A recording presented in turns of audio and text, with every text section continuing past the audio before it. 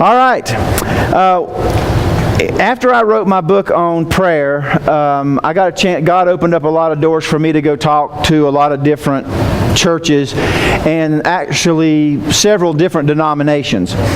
And one of the things that I found to be the case, regardless of denomination, regardless even of how long people had known Christ or had known God, was the question that as I was teaching and I was using my examples, they would say to me, do you actually hear God? I mean, you act like you in your book, you're acting like you talk to Him. And I said, yeah, I do. I talk to Him. And they said, yeah, but He talks back? I go, yeah, He talks back. I've even had some preachers that say, no, God doesn't talk to us. He only speaks through His Word. I disagree with them. So one of the things that I find in talking to a bunch of people is that there's a lot of Christians, and I'm talking about solid Christians that really know the Word of God, who have not been taught properly about prayer or whatever, who have never heard God speak to them. So that means that they're in a situation in their life where they're going mostly on feelings. In other words, they want to change jobs, and so they try to analyze, should I change jobs? And then they go by whether or not they get a good feeling about this new job. I mean, they're asking God, you know I need the money, and God, I need a new job, and God, you know whatever. And so what they end up doing then is they research it and they analyze it, and then based on whether they get a good feeling or a bad feeling, that's what they use to make their decision. They're not really waiting to hear from God. They're just going on feelings. And I think that that's a little bit dangerous myself. And what I want to do, and we'll probably end up doing this on a Wednesday night, is I'm going to take you through an in-depth study on prayer.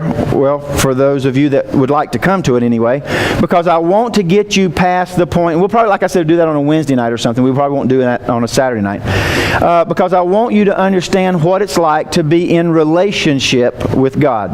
Not to know about Him, but to hear Him, to be able to ask Him questions about what He wants you to do and the decisions that you want Him to be involved in, and then be able to listen to His answer.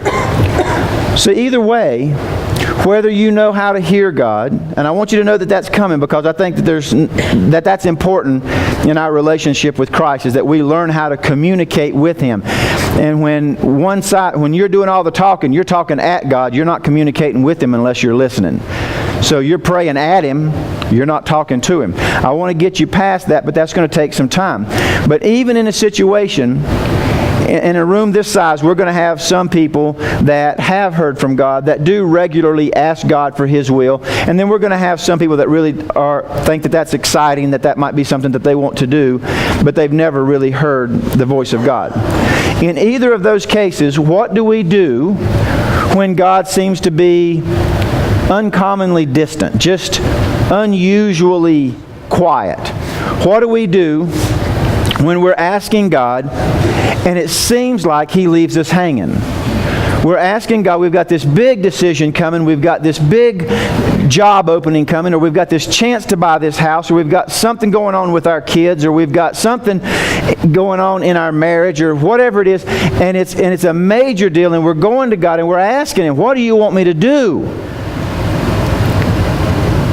And we're listening, and yet we don't hear God give us any direction.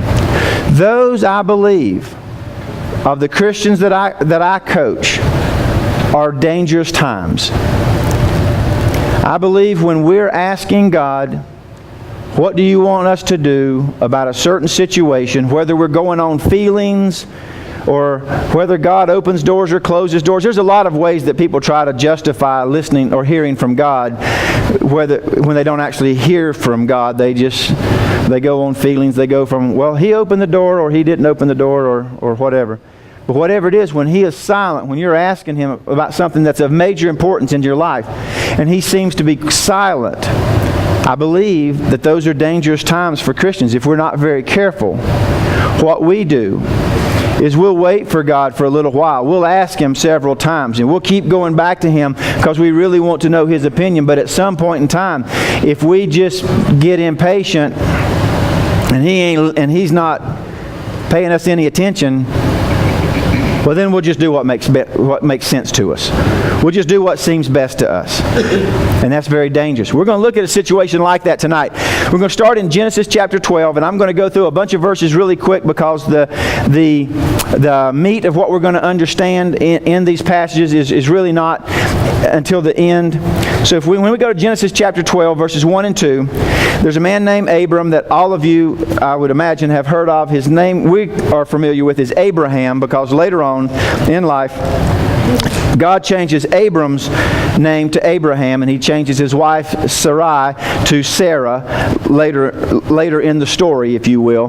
But for now, it's still Abram. So Genesis chapter 12, verses 1 and 2, the Lord said to Abram, "Go from your country, from your people, from your father's household, to the land that I will show you. I will make unto you a great nation, and I will bless you. I will make your name great, and you will be a blessing." Now, he's saying this to a man who is 75 years old at this point in the story already, and he has no children. And God's saying, "I'm going to make a great nation out of you." We go a little bit further. Abram continues to honor God. He does leave his family. He does leave his country. And his country is living in sin. They have fallen back into a godlessness. And so it is no surprise, I don't think, to Abram that God is calling him out of that. But the problem is, God is calling him out of this sinless society, but He's not telling him what He's calling him to. Now that's hard. You know, if I told somebody tonight, I told Jennifer tonight, I said, I'll storm the gates of hell with a water pistol as long as I know for sure that that's what God's telling me to do. But the harder thing to do, the harder times to follow God, is when God says, "I want you out of that job. I want you out of that house. I want you out of that relationship. I want you out of that." And you go, "Okay, where am I going?" And He doesn't tell us. But that's where Abram's at. God's calling him out of his home country, out of his family, out of his security, out of his comfort level, out of everything that he knows, but he doesn't know what He's calling him to yet. So then we get to the next chapter in Genesis 13, because we're going to skip some of the story about Abraham, because Abraham, even though he's really wanting to follow God, makes some pretty bad decisions. And he lies to the Pharaoh, and he gets in trouble and all this other stuff. But that's really not what we're talking about tonight. So in Genesis chapter 13, and I only say that so that you know that I know that I'm skipping parts of the story, and Abram is not perfect. And I think that it's good for us to understand that, because when we begin to learn and apply Bible stories to our lives, we need to understand that the people that we're studying aren't perfect either. Because we sometimes feel like, I'll never accomplish great things for God because I'm not great like Paul. I'm not great like Abraham. When we find out, I'm not great like King David. When we find out that they sinned, that they screwed up, then all of a sudden it's easier for us to say, if God can use them, even though they screwed up, God can surely use me, even though I've screwed up. So I know that the story's there, but we're going to skip a chapter. He lies to the Pharaoh, about gets killed. His wife about gets taken into Pharaoh's harem because she's evidently drop dead gorgeous. And so anyhow, after all of that, he gets kicked out of Egypt, and God comes to him again and says, in chapter 15, or in chapter 13, verse 15, "All the land that you see, I will give you and your offspring forever." All of the land, he takes him outside, says, "All of the land that you see, I will give to you and your offspring." And Abram's kind of be going, excuse me, pardon me, I don't have any offspring. You promised me that, remember? But I don't have any offspring. So aren't we kind of getting the cart ahead of the horse here, God? Shouldn't you do the offspring part first, and then we'll talk about how much land you're going to give me? God says, "I will make your offspring like the dust of the earth." So that if anybody could count the dust of the earth, they could count your offspring. Time goes on again. So he's been told when he was 75. God's reiterated it again now as he's come out of Egypt. And now we go to Genesis chapter 15. And God is saying it to it, is giving him this same speech again. But now years have passed at this point. And so this is what Abram says to God in Genesis chapter 15 verse 2. But Abram says, Sovereign Lord. In other words, I'm not trying to be a smart aleck here. I'm still talking to God, so we still need to be respectful and honorable. I know you're sovereign. I'm not trying to tick you off. But what can you give me if I remain childless? You keep promising me all this, but what are you going to get? And I'm not trying to be a smart aleck, God. You're sovereign, I get it. But the one who's going to inherit my estate is Eliezer from Damascus, because I have no offspring. Go to the next verse. And Abram said, you've given me no children. So if you're not going to give me children, all of these promises that you're making, all of my household will go to my heir, who is a servant of mine. Then the word of the Lord came to him and said, and this is, God begins to be more specific, and he says, this man will not be your heir, but a son who is your own flesh and blood will be your heir. God's saying, let me go ahead and correct this for you. You're still not seeing the picture. These promises that I'm making, I will fulfill. And it won't be your servant. It will be your son. I'm going to give you a son. So then he takes him outside of the tent and he says, look up at the sky and count the stars. And if indeed you can count them, then you'll know how many offspring you'll have, because it'll be as numerous as the stars in the heaven. He's saying this now to a man who's in his 80s, who still doesn't have a child. But in verse 6 we see Abram believed the Lord. All of his life, even especially in the last 10 years since he left his homeland and his family, he has been walking by faith with God. So God tells him something that is virtually impossible at this point, and Abram believes the Lord. And then this is interesting what it says. And God credited it to him as righteousness. The fact that he believed pleased God. When God tells us he's going to do something, when God tells us for us to do something and we obey him, I believe it's counted to us as righteousness. It is not the fulfillment of the deed, it is the obedience. It's when God tells us something and we hang on to that promise. When we begin to speak our faith because God told us he was going to do something in our life, and we begin to speak our faith, I believe it's counted to us as righteousness as well. So here, Abram, with nothing to see, nothing to hold, no baby, getting on up in age, believes God, and it's counted unto him as righteousness. But then the story turns. We're going to go to chapter 16, and by the time we get to chapter 16, Abram is now 85 years old. It's been 10 years since his first promise. It's been 10 years since he's been led away from his home country, and he's not getting any older. He's not getting any younger. And his wife, who's about 10 years younger than him, is now in her mid-70s, and he's in his mid-80s. And Sarah comes to him. Now, at this point, her name is still Sarai, not Sarah. So Sarai, Abram's wife, had borne him no children. And you got. I told David I probably wasn't going to do any commentary, but I'm going to have to do just a little bit of commentary here. You need to understand the Judaic mindset, especially. Well, actually, I was going to say of the time, but this was prevalent even in Jesus' time, so it lasted for thousands of years. The Jews believed very, very heavily in reaping and sowing. So, and I believe in reaping and sowing. And when we talk next week, we're going to talk about free will and the importance of God's giving us the ability to make choices. When we make bad decisions and bad things happen, God didn't cause bad things to happen to us. We caused bad things to happen to us because we didn't listen to Him. Okay, so I believe in reaping and sowing, but the Jews took it. And of course, they're not Jews yet because Abraham was the father of the Jews. But even in his time, it was believed that everything bad that happened was because you had done something bad. So it wasn't just cause and effect.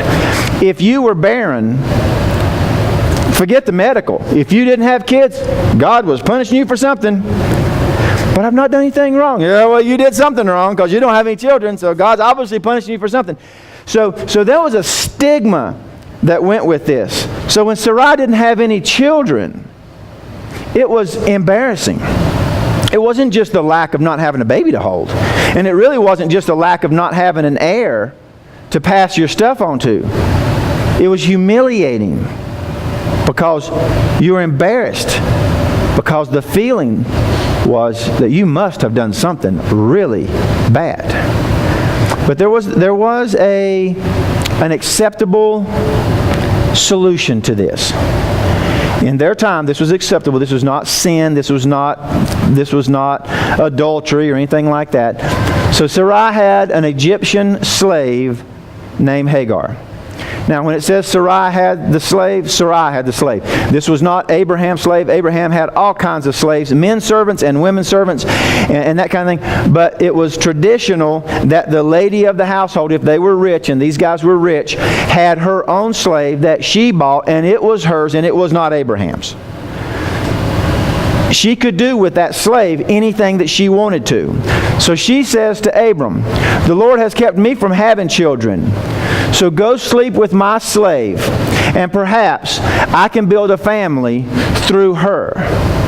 Now, when she says, "Go sleep with Hagar, my servant," the way that this happened in their time was the slave was just bought and sold. It was a slave.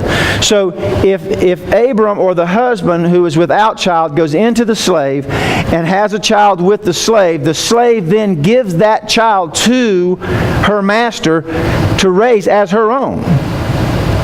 So Abram goes into Hagar to have a child with Sarai, knowing that once she has the child, Sarai is going to raise it. It's going to be mine because I own you.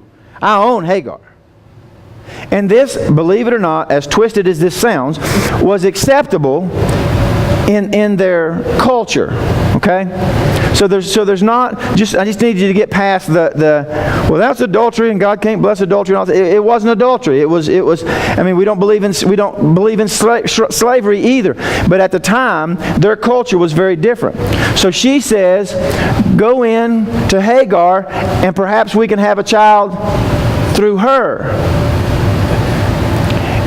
And in the last part of that verse, Abram agrees with her. Abram, what in the world are you thinking? Hang on, back that verse up a little bit. I don't want them to see that yet.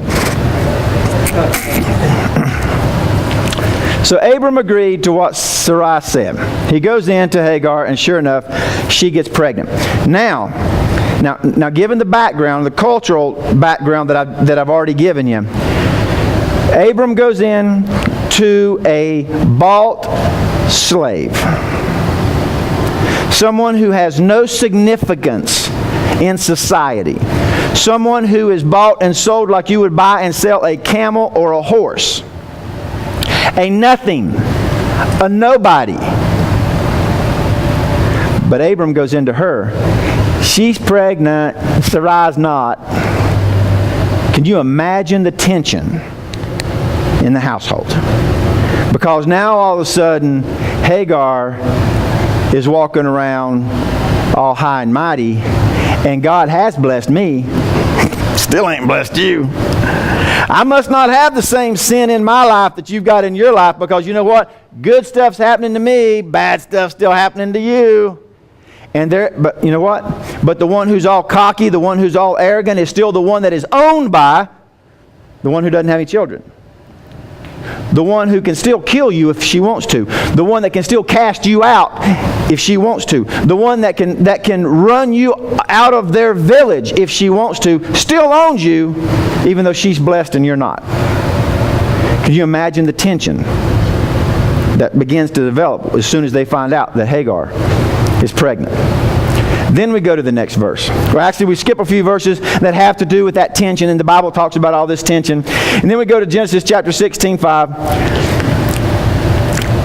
where after enough of this tension is gone, that Sarai comes to Abram, and she says to Abram, "You're responsible for the wrong that I'm suffering. I put my slave in your arms, and now that she knows that she's pregnant, she despises me." And then she says to Abram, to cuss him, to curse him, she says, "May the Lord judge between you and me." It was her idea. Now, he was dumb enough to go with it. I get that part. And this really doesn't have anything to do with the rest of the story. I just wanted the men in here to know that even the great patriarchs of the Bible's wives were a little bit cray-cray at times. Okay. Thank you.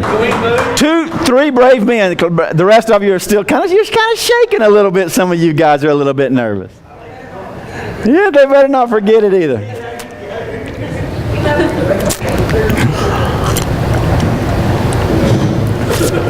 So this tension continues to build. And I think that probably, between the Hagar being proud of the fact that she's pregnant and Sarai being so upset and so angry with God now as to why would you not let me have a baby, but you will let my stinking slave have a baby, and now, so she actually does run her off. She goes to Abram, and Abram says, "Do whatever you want to. She's yours. I mean, you can do whatever you want to." And so she literally runs her off, pregnant and all. So Hagar heads out into the desert. Now, these guys are nomads at this time, so they're living there. There's a bunch of them. There's hundreds and hundreds of them. All of it, except for Abram and a few family members. The rest of it's all people that he has bought, slaves, men servants, and women servants, and that kind of thing. So when she leaves, it's not like leaving Granite Falls and going to Roadhiss. Okay, when she leaves their little oasis where they have found water and a way to maintain thousands and thousands of animals, when she leaves there, she's in the desert to die. She leaves there, and an angel finds her. And the angel asks her what she's doing, and she tells the angel that I'm running from my mistress because she's so mean to me. And the angel says, "You're going to have to humble yourself and go back." But I tell you what, the son who you carry, you will name him Ishmael, and God will bless him. Now, it's important that we know this, not for this lesson, but if you're going to read this story in its entirety and you need to know the truth. I've heard it preached a lot of times about the curses of Ishmael and that kind of thing. Ishmael was not cursed. Ishmael was blessed. The angel blessed Ishmael. However, he did prophesy this. When we go to Genesis chapter 16:12, he's already told Hagar that she's going to have a son. He's already told her what the name will be. But he does say this: he will be a wild donkey of a man. His hand will be against everyone, and everyone's hand will be against him. And he will live in hostility towards all of his brothers. Wow.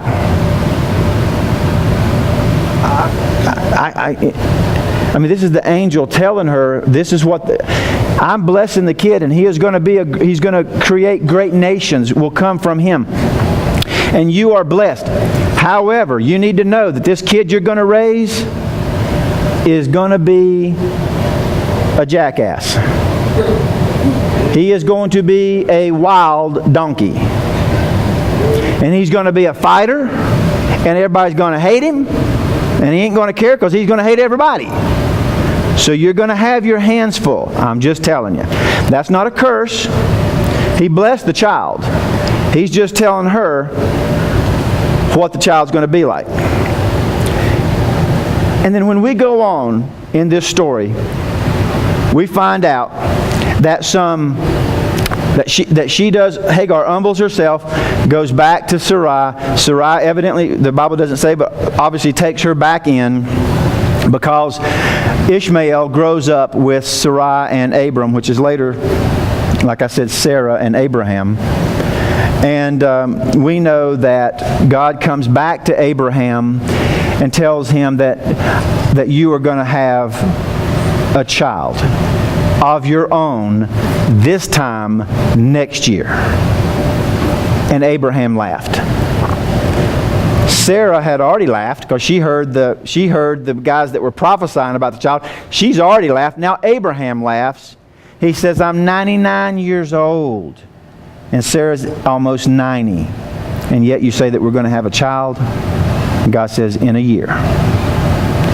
And they do. By the time Isaac, their son, is born, Ishmael is already 13 years old, going on 14.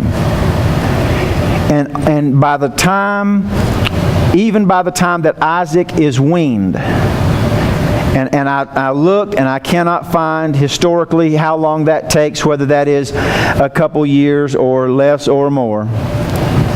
There is already so much tension between Isaac and Ishmael that at his weaning they have a party that the kid is growing up and he's going to be weaned, and Ishmael's over there making faces and mocking him.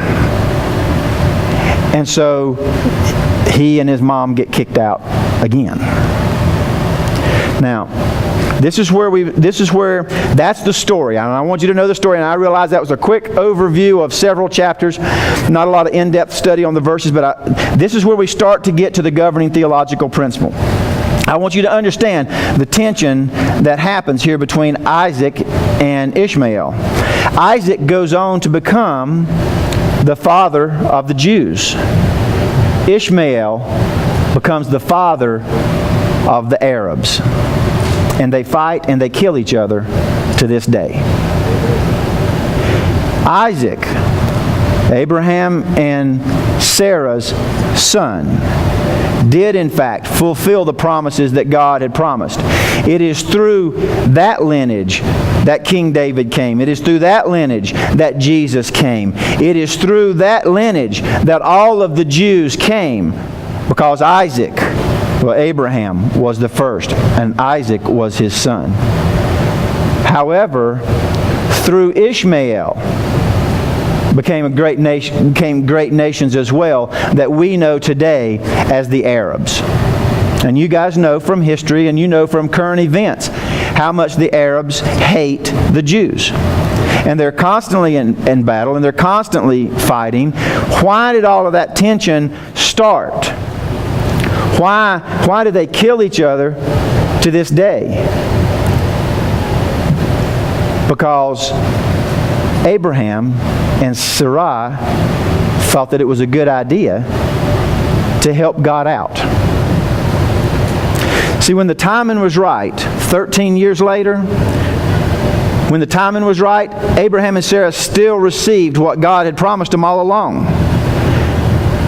But for the rest of the history, that family has been in conflict. Hatred and death has reigned between those two families ever since. All because, and this is what I want you to understand, all of this death, all of this chaos, all of this war, all of this stuff that you see between Israel and the Arabs came because this great man of faith became impatient with God and took matters into his own hands. That's the reason I said earlier that I believe when we are asking God for something, when there's something major happening in our life, and we're asking God for something, and He is conspicuously quiet, He seems silent on the matter, that we as Christians are in a dangerous position. Because instead of waiting for God, instead of waiting to hear what He wants to say to us, instead of waiting till His time is fulfilled, we'll take matters into our own hands. So here's your governing theological principle. This is the one thing, if you leave here, this is the one thing that I want you to remember tonight. No matter how difficult your situation is, continue to seek God's provision and direction. No matter how bad your situation is, no matter how pushed you feel like you are for a decision, continue to seek God's provision and His direction. Because no matter how desperate your situation seems to be, you can make it worse with an Ishmael. You don't need an Ishmael. God brought this home to me in a different way about 10 or 12 years ago. It was probably around, I think, 2001, maybe 2002. I was still reeling from a train wreck that used to be my career. I'd lost my 5 largest customers within 90 days. 4 of them from 3 different states went bankrupt within 90 days of each other. Screwed me in the ground. I went from being business of the year in the year 2000 for all of Caldwell County to being loser of the year in 2001. I'm reeling from all this. I am failing on a grandiose scale. I've already shut down one of my 2 plants. I've let over 13 employees go that didn't deserve to be let go just because I was having to downsize and react as quickly as I could. And I'm under a great deal of stress and pressure. At the time, actually, the pressure was getting to me to the point that it was affecting my health and things of that nature as well. And in the middle of all of this, my wife calls me one day and she says, "I need you to come home. The mowers hit a bunny." And I probably shouldn't tell you what I was thinking, because you would think I'm just absolutely cold and heartless. But in the grand scheme of things and all that I was dealing with, to come home for a bunny just really wasn't at the top of my totem pole. She said, "The kids are upset and scared and you just need to come home." So I said, okay. So I stopped what I was doing at the shop and I come home, and what had happened was a rabbit, we have a bunch of wild rabbits that come out of the woods, had evidently there was some holes in the ground. She got into a hole and she had her babies in the hole, and the mower said that as he was coming up to it, he saw rabbits scatter and he stopped as quickly as he could, and the mama and several of the babies got out. But 1 or 2 of them didn't. We don't know how many, because there was just like little fur balls.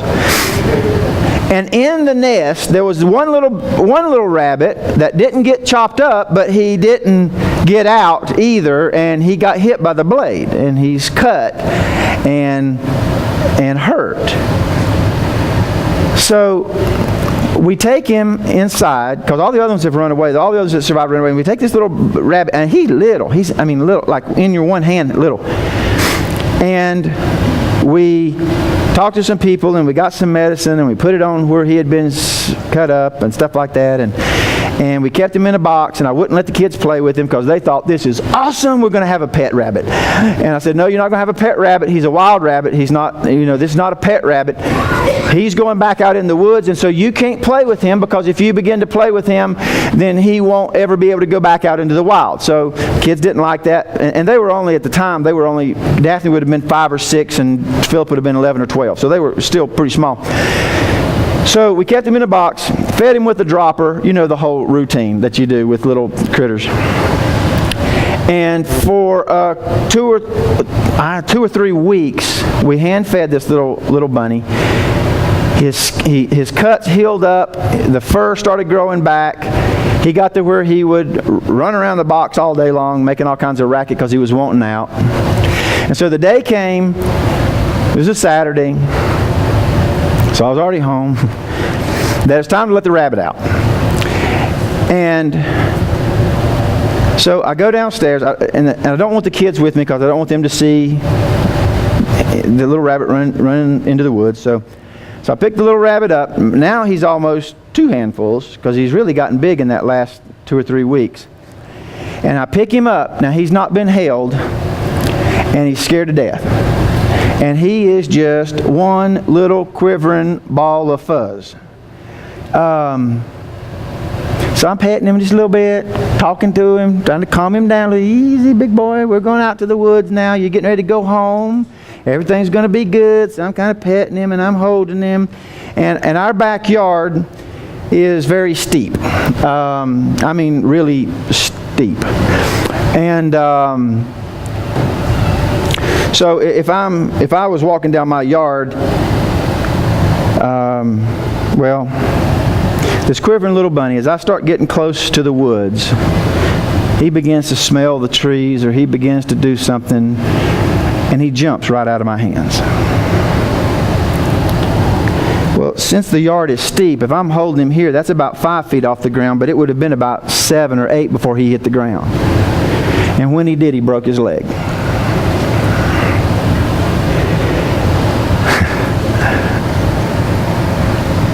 Here we go again. You stupid little rabbit. Now, I'm not a real emotional guy normally. At this point in my life, I've got so much stress on me that I was, the only way I know to describe it, I was just dead inside. I just did what I had to do to get through the day and to take care of all the chaos that was going on around me. But I couldn't feel, I really didn't have I just didn't feel much. But I remember that day, he jumps and he's trying to run away, but his leg is broken. So he's running, crawling to the woods. And I tried to go towards him. And when I take a step, then he really is struggling and squalling, trying to get away from me. And I remember sitting down in the yard and starting to cry. You stupid little bunny. Because I've worked, at this point in my life, I'm thinking, can I not even help save a bunny without screwing it up? My marriage is on the rocks. My health is declining. My stress level is out the roof. I try to do one thing nice, and the stupid rabbit jumps out of my hand and breaks his leg, which means he's going to be easy prey for dogs and whatever else is out in the wood that likes to eat rabbit. And I remember sitting there thinking, you were so close to being delivered. You were so close to being set free. For 3 weeks, I've taken care of you. For 3 weeks, I've had your best interest at heart. And today was the day that you were going to be set free. Today was the day that your life was getting ready to get a whole lot better. And you jumped out of my hands, you stupid bunny. And now you've got a broken leg, and I don't have any idea whether you'll survive or not. And I'm sitting there on my butt in the grass in my yard. And God says, almost out loud, you are just like that stupid bunny. And I says, what do you mean? He said, I've got you in my hands. I've been taking care of you for a long time. I've got your best interest at heart. And you're in my hands, and you are just quivering. You are so afraid. You are so scared, and you don't know what's coming next. and you fear what you don't know, he said, you're just like that rabbit. He said, John, don't jump out of my hand. Don't jump out of my hand. God shook my world that day because he could not have painted a picture more vivid for me than what I was feeling towards that little rabbit. As time went on, believe it or not, that little rabbit was as quick on 3 legs as any of the rest of them were on 4 because he played in the backyard for the next couple of years. I don't know how long rabbits live. So he was okay. I didn't know that day, that he would be okay. And I believe just like that rabbit, if we do make mistakes, just like Abraham made mistakes, I believe God can still work in our lives through that. But Ishmael is still a problem to his descendants to this day. Because we wait for God a certain amount of time. We wait for God until we feel like he's not listening. We wait for God as long as it's convenient for us. But when the chips are down, if we're not careful, we'll jump out of his hands. Because we're afraid. Because we don't know what's coming. Because we don't think God's paying attention to us. Because we don't trust God to know what's really best for us. So I don't know what you're dealing with tonight as a group and individually. And you don't want people to know what you're dealing with, a lot of you. But the one thing that would apply to everyone in here is trust God. He's got your best interest at heart. Don't jump out of his hands. The last thing you need is an Ishmael. This may have to do with marriage. This may have to do with your job, your kids, your money, who to date or marry. But in order to live in victory, and you'll hear me say this more than once, if you choose to journey through this study on prayer with me, you'll hear me say this a lot. We must, as Christians, if we are going to live in victory, learn to seek God as our first resort, not our last resort. Be very careful about the things that make you anxious. Resist the urge to fall prey to the feeling that, well, I've got to do something. God's not coming through. I've got to do something. Doing something's better than nothing. Something is not better than nothing. Following God's will in His timing is the only thing that can give you true victory. And this is the other thing that we have to remember as we seek God's will. And that is that the decisions that we make today will most likely affect generations to come. See, the mistake that Abraham and Sarah made with Ishmael did not just affect them as parents. It affected the whole family. And it affected the generation after that. And the generation after that. And the 42 additional generations after that till Jesus came. And then the 2,000 years since then. And the decisions that we make today, we cannot take lightly because they will most likely affect generations to come. Who you marry will not just affect you. It will affect your kids and how they're raised and the example that's set before them, whether it be good or bad. And it will affect your grandkids and your great-grandkids. Whether you divorce or whether you stay together won't just affect you. It's not just about you. It's not just about the husband and the wife. And it's not just about your kids and how it will affect your kids. It will affect generations to come. What does God say to do? Not what makes sense. Not what feels right. What does God say? Anything apart from what God says can be an Ishmael. Where you live will affect not just you, but will affect your kids. Who they grow up with, what they learn while they're there,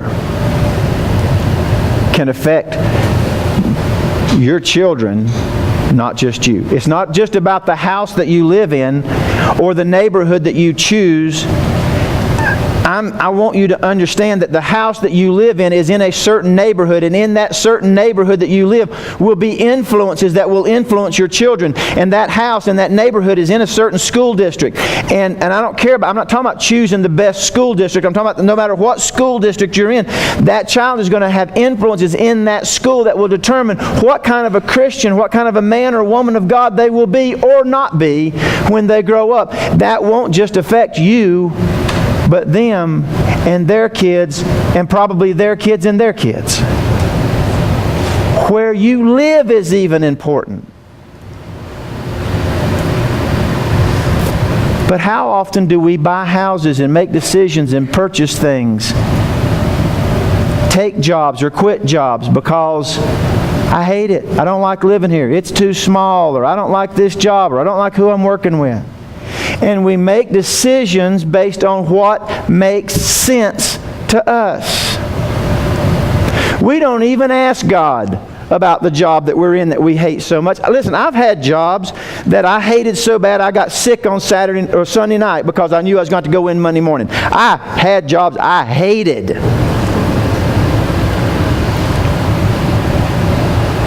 I'm not going to waste my time begging God to get me out of that situation.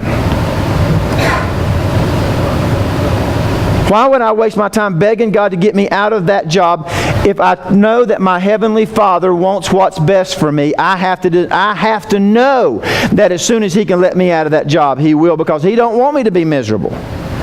He must have me there for a reason. So what I'm asking God is, okay, God, you know that I don't like this job. You know that I want to move on, but you haven't allowed me to move on. You haven't opened up any other doors for me. So what I'm asking you, God, is who else do I need to reach? Who else do you want me to witness to? How else can I stand for you? What else can I learn? What can I learn here that will make me better at the next job? Who do I need to meet in this job that will offer me my next job? What is it, God? Because I know that you want the best for me. But I'm not just going to beg God to give me another job. And as soon as another job opens up, the worst thing I can do is say, praise God, I'll take it. Because God's not in that. My desperation to get out of a bad job situation was in that. How many times do you know of people, and the answer is going to be very small, that a company comes in and offers somebody that you know a raise, and you get more vacation days, you get more money, and you work less hours. And they go, let me think about it. I'll pray about it, and I'll get back to you. Does anybody do that? That's nuts. Less hours, more pay, more vacation. I'll take it. And we take it. And then maybe that's the job that we're miserable in, so much so that we start dreading it on Sunday night. Because God didn't say to take that job. That wasn't something that God was opening up for us. That wasn't an opportunity that God was giving us. That was bait that Satan was putting in the trap to get us out of God's will. And bait always looks good. I got a lesson on that one of these days. We'll study rusty worms and rubber hooks. Or rubber worms and rusty hooks. I need to edit that out and I can't. I got a lesson called Rubber Worms and Rusty Hooks. And we'll talk about that. The bait that Satan uses to attract us is always going to be attractive. It's always going to seem like it's good for us. And he will more than happily give us the bait, if that's what it takes, to hook us and pull us out of God's will. So much of our lives are in so much turmoil because we're out of God's will, because we make decisions based on what makes sense, and then when things start falling apart, we go to God as our last resort. Keep in mind that the decisions that you make are not just affecting you, they're affecting generations after you. How much time does your job require of you? How much time does your job keep you from your family? Do you realize that if Satan offers you, and you don't realize it's Satan because he comes as an angel of light, so it's going to be beautiful bait. He offers you a big job with a big salary, but it makes you travel a lot. And so for 10 years you do really good, and you make really good money, and you buy a really big house, and you drive a really nice car, and you lose your kids. You have no relationship with your kids. You can't buy that back with the money that you've made. And then what happens is, it doesn't just affect your kids. That lack of relationship affects their kids. It'll affect the way that you react to your kids, which will affect the way that you react to your grandkids. You're already 3 generations deep because of a decision that you made. That was, on the books, a good decision. So as we look at this, I'm hoping that what you get out of this is, well, then how do we make decisions? I mean, we don't know if the good job that we're offered is God's will or not. We don't know if the bad job is what. So maybe we take the good job and that ends up destroying our relationship, or maybe we take the bad job and we missed an opportunity, or maybe we thought we needed a bigger house, and so we went and we got a bigger house, and now we find out that something terrible has happened at the school that our kids are in, and the only reason they're in that school is because of the school district that we moved into. So how? Well, then we can't see the future. How can we make these decisions? Good question. That's the point. The point is, seek God's will, and only His will. Do not make decisions based on what makes sense to you. Do not make decisions that will become an Ishmael for you later. Make your decisions solely based on what God would have you do. And keep this in mind, because this is what really bit Abraham. And you need to know this. Times of silence, when it seems that God is distant, are never, ever because He has forgotten you or forsaken you. It's always because He has a plan, and only He knows the perfect timing.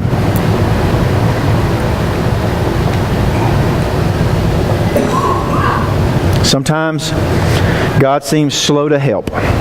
Sometimes it seems like God's timing is slow. He doesn't do things as soon as we ask Him to. And sometimes it's because there's something else that we need to learn. Sometimes it's because there's something else that we have about that situation that we don't understand.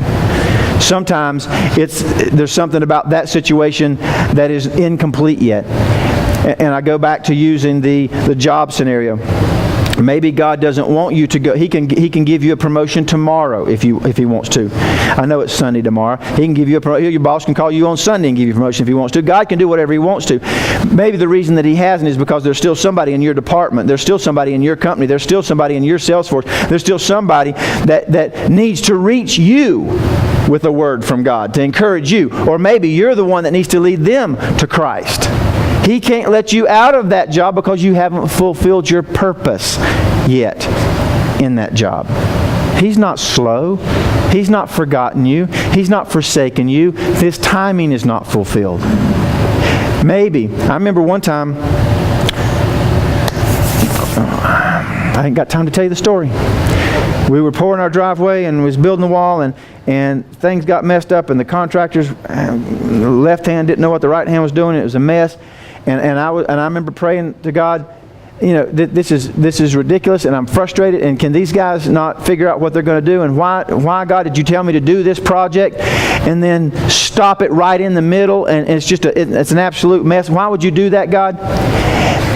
And no answer. And so I kept praying, and every day I'm praying, and this contractor's holding this one up, and this one won't do anything till this one finishes, and nothing's getting done. And I keep asking God, and every day what I'm doing in my ignorance at the time, I was saying, God, why won't you just let these guys finish this project? This is a mess. It's making a mess in the house. It's making a mess in the yard. It's distracting. Why won't you just let this finish? You brought me to this point. Obviously, you opened the door for this. Now, why have you stopped it all of a sudden? I don't understand. And it was in one of those days of prayer, a week or better, 2 weeks into it, that he says, have you considered doing this, that you need to do this to that wall?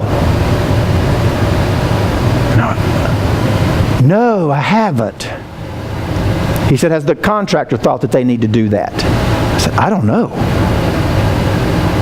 So I go down to the project, and I find out that they were a day away from being beyond the point that they could do the anchor part that God said, and they had not thought about doing it.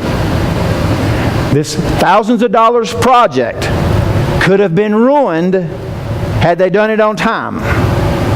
But because God stalled, and I kept asking, God told me specifically what needed to be done to that wall. And He told me, and He had stopped work on that wall. He even cares about the wall around my house. He cares about you. He says that He knows how many hairs are on your head. Don't think that He doesn't care what car you drive. Don't think that He's going to count the hairs on your head and not care who you date or who you marry, or what you drive, or where you live. So in those times when He seems silent, in those times when you just don't see His hand at work, no, it is never because He doesn't care. But He is doing a work in you, through you, or to you that will serve you best in the long run, even though you can't see it now. Because I believe this. I believe the same God that knows how many hairs are on your head, and that number changes throughout the day, and He keeps track of it.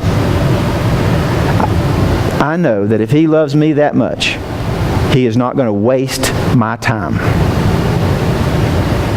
I've got a finite amount of time from cradle to grave. I've got a finite amount of time from now till I cross through the door and go to the happily ever after that we talked about last week. It is not in God's best interest to waste my time. So if I'm waiting, it ain't because He don't care. If He's not answering me, it's not because He's forgotten. He will not waste my time, so I need to be asking, what else can I learn? What else do I need to do? Who else can I reach? What kind of impact can I make? What else can I learn? What else needs to be changed? And maybe it's not even me. Maybe it's something outside of me. Maybe He's waiting for somebody else to get right before He hooks you up with them. Maybe He's waiting for another job, something to change in that job before He puts you in it. Maybe. Who knows? Maybe we never know what it was that God was working on. We just know that it seemed like He was late getting there. But God will never waste your time. God has your best interest at heart. So leave with this, because this goes back to the governing theological principle. God has your best interest at heart. And I know that some of you are sitting there tonight thinking, you don't know my situation. God does not have my best interest at heart, because my life is a train wreck. My marriage is a train wreck. My job is a train wreck. Something I've been praying to God for this for I don't know how many years. I know that some of you are sitting there thinking, you're disagreeing with me. You don't believe that God even has your best interest at heart. But He has your best interest at heart whether you believe it or not. So the best thing that you can do for you and for Him and for the generations that come, when you're waiting on God, when you're in that time in your life when it doesn't make any sense but you're having to wait on God, don't jump out of His hand. He's got you. He's been helping you all along. And you're scared and you're quivering and you're afraid. He understands that. I understand that. But don't make it worse by jumping out of His hands. Because no matter what your situation is, you don't need an Ishmael. Let's pray.